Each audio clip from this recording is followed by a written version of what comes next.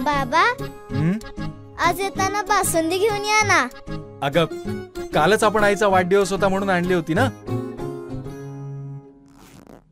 ऐकलं? हं. गोकुळची बासुंदी पुन्हा खावीशी वाटतेय. खरं सांगू, मलाही खावीशी वाटतीये. पुन्हा पुन्हा खावीशी वाटणारी गोकुळ बासुंदी. कोल्हापूर जिल्ह्यात मागील 24 तासात सरासरी 16.3 मिलीमीटर पावसाची नोंद.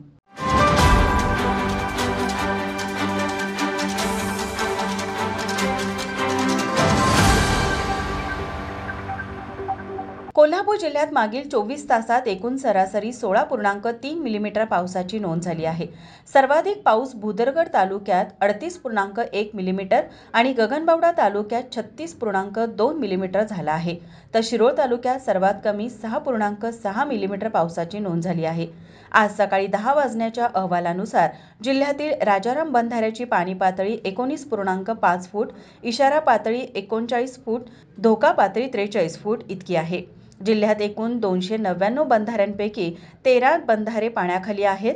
वाहतूक स्थितीमध्ये रस्ते आणि रेल्वे वाहतुकीच्या अहवालानुसार राज्यमार्ग 1 बंद, प्रमुख जिल्हा मार्ग 3 बंद, इतर जिल्हा मार्ग असे एकूण 4 रस्ते बंद आहेत. 12 मे पासून ते आजपर्यंत जिल्ह्यातील 12 तालुक्यांमध्ये अवकाळी पावसामुळे झालेले नुकसान अशी एकूण अंदाजे रक्कम 21,89,000 रुपये इतकी आहे. माझा महाराष्ट्र न्यूज, कोल्हापूर.